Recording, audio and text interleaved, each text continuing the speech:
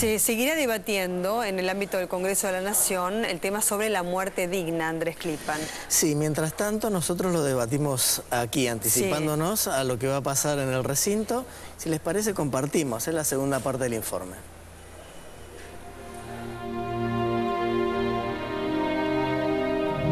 Cuando yo le decía vulgarmente desenchufarlo, uno a veces hace referencia a películas o casos con los que uno ha estado relacionados que solo viven o tienen signos vitales porque están conectados a un respirador artificial, por ejemplo.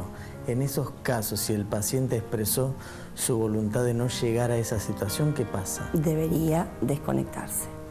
Los médicos, así como nosotros ponemos, digamos, tecnología en función del paciente, cuando esa tecnología ya no tiene sentido, porque ese paciente no tiene posibilidades de recuperación, hay que sacarla.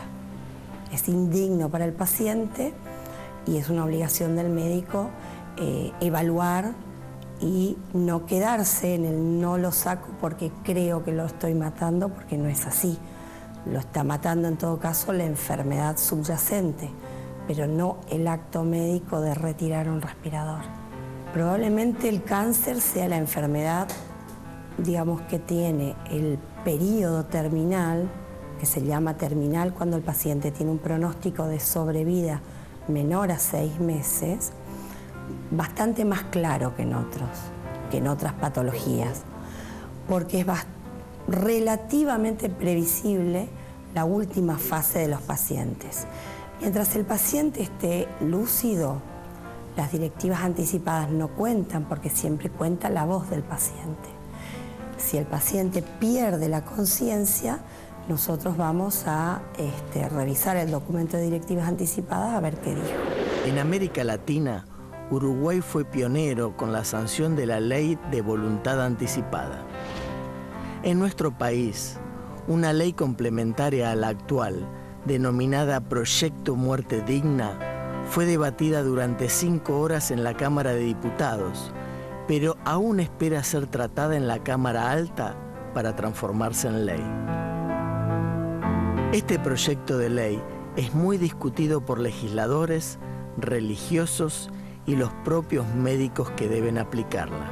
Nuestro juramento hipocrático nunca nos dice nunca ha dicho que uno tiene que seguir haciendo cosas con el paciente a costa del paciente o a pesar del paciente. Eso no lo dice, sería una mala interpretación. Y en realidad este cambio es relativamente nuevo en nuestras sociedades. Se dio en el transcurso de los 15 últimos años, diría yo. Entonces es lógico que para algunas personas, como nosotros que estamos trabajando todo el tiempo en cuestiones éticas, lo veamos muy, muy claramente, y otras personas no tanto. Es un momento de inflexión, pero yo creo que ya estamos del otro lado de esta inflexión. La directiva anticipada firmada por los pacientes, ¿alivia la situación de los familiares en esas situaciones extremas, por ejemplo, o no? Sí, por supuesto. Pongámonos en el lugar de una familia que no sabe qué decidir. Saber que uno está respetando la voluntad de ese ser querido, alivia y yo creo que repara también. La carga de alguien de un familiar que tiene que ponerse en la situación de aceptar o no determinado tratamiento de un paciente es enorme. Intentar reconstruir lo que esa persona hubiese querido es sumamente difícil y muchas veces resulta imposible. Conocer clara, expresamente, como leíste vos en ese documento, qué es lo que pensaba esa persona, seguramente alivia. Las directivas médicas anticipadas tienen algunas restricciones que es bueno conocer. ¿A partir de qué edad se puede firmar una directiva anticipada? A partir de los 18 años. Cualquier adulto capaz puede firmar una directiva anticipada. ¿Y los padres pueden hacerlo por los hijos que, por ejemplo, está padeciendo una enfermedad terrible? No, la directiva anticipada es un derecho que tiene cada uno sobre sí mismo. Uno no puede decidir anticipadamente por otro. Es solamente la persona, es indelegable. El debate queda abierto y aunque sea duro, triste y doloroso, se debe dar. Por ahí desde lo personal le hablo, ¿no? Pero mencionar o hablar de la muerte. Sí, pero bueno, es una cosa que nos sucede a todos. Así que, así como uno hace un seguro de vida por si se muere, esto es una cuestión que también se anticipa a algo que va a suceder sí o sí. Y entonces toma determinadas previsiones. Muchas veces hacer lo mejor por esa persona no es ni ir contra su voluntad, ni mantener funcionando órganos, sino respetar su dignidad, acompañarlo en el proceso de morir y hacer que esa muerte sea lo más tranquila que podamos ofrecer. Claro, tranquilo y digno, ¿no?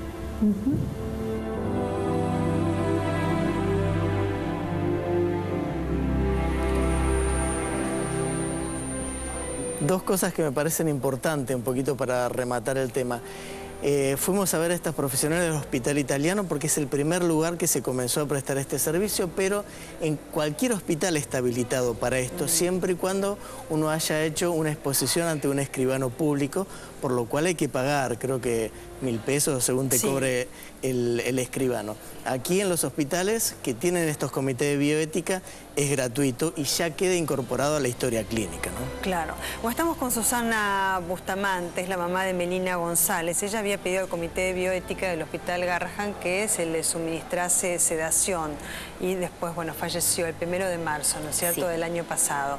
Y acá tengo conmigo un acta que tiene que ver con el trasplante, ¿no?, para hacerle la ablación de órganos, que no se ha podido hacer por el estado en que se encontraba su cuerpito, pero de todas maneras sí, la firme intención que ella tenía, ¿no es cierto?, donar sus órganos.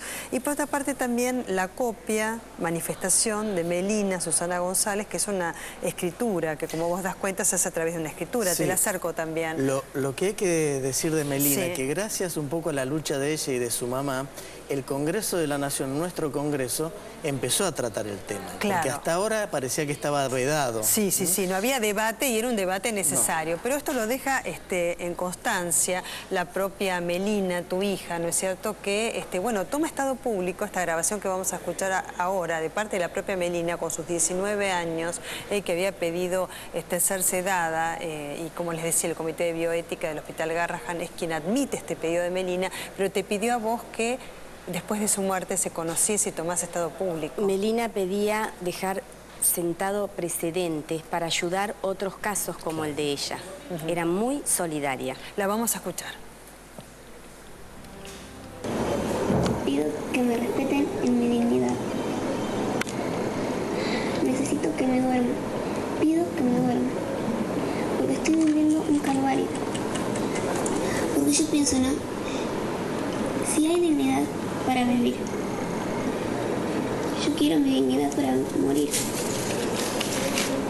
Por favor, humanicen la medicina. Y todo esto les estoy hablando al Congreso, a la Comisión de Salud, hasta la mismísima presidenta. A todos les estoy hablando. Traten el tema ya. Les ruego. No necesito dormir. Es el único momento en que no siento dolor.